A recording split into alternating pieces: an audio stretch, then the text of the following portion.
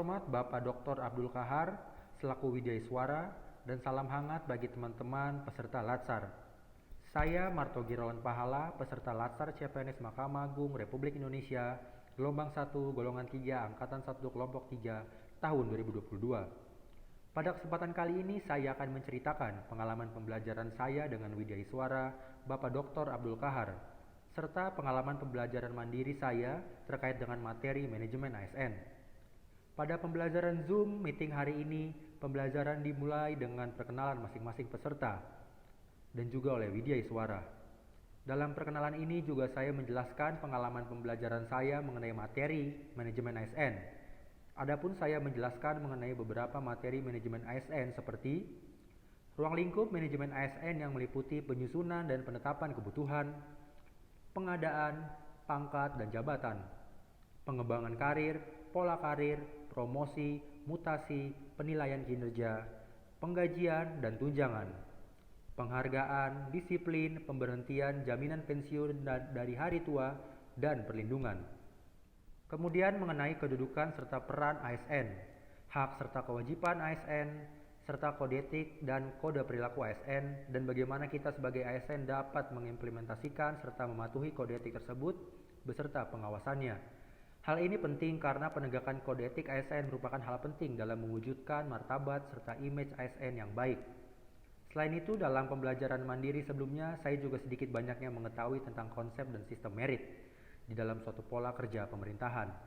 Selain itu juga mengenai bagaimana manajerial PNS serta P3K dilakukan dan tata kelolanya, struktur atau jabatan mulai dari yang terendah hingga pimpinan tinggi dan sebagainya.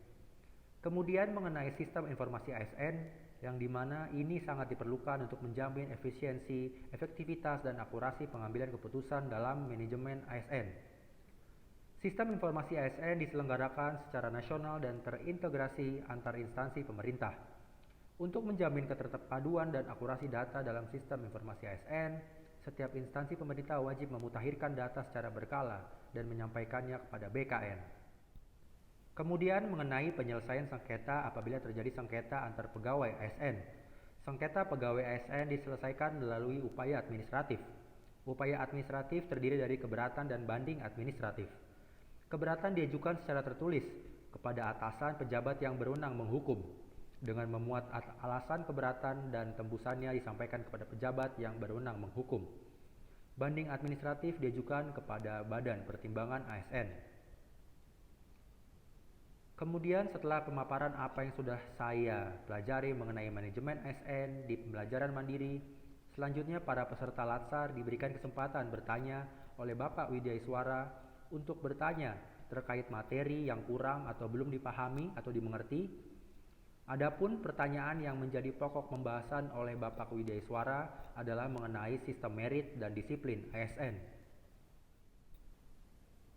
Selanjutnya Bapak Abdul Kahar menjelaskan mengenai apa itu sistem merit, di mana menurut pasal 1 Undang-Undang Nomor 5 Tahun 2014 tentang Aparatur Sipil Negara, sistem merit adalah kebijakan dan manajemen ASN yang berdasarkan pada kualifikasi, kompetensi, dan kinerja secara adil dan wajar, dengan tanpa membedakan latar belakang, politik, ras, warna kulit, agama, asal-usul, jenis kelamin, status pernikahan, unsur atau kondisi kecacatan. Menurut Bapak Abdul Kahar, di era sekarang ini sistem merit jauh lebih adil dengan berdasar pada kompetensi. Ini berbeda dengan era-era sebelumnya, khususnya di zaman beliau yang lebih pada faktor kesukaan pimpinan, bahkan cenderung nepotisme. Bahwa setiap ASN memiliki kesempatan yang sama untuk mencapai puncak jabatan atau pimpinan. Selain itu, mengenai disiplin ASN, Bapak Wijayswara, Bapak Dr. Abdul Kahar menyampaikan mengenai disiplin ASN yang memang harus ditegakkan guna menjaga image serta martabat ASN. Adanya tim pengawasan disiplin ASN yang mengawasi ASN dalam mengimplementasikan kode etik dan kode perilaku ASN. Demikian kurang lebihnya pengalaman kegiatan materi agenda 3 pada hari ini, 15 September 2022, dengan Bapak Abdul Kahar sebagai Wijayswara. Atas waktu dan perhatiannya, saya ucapkan terima kasih.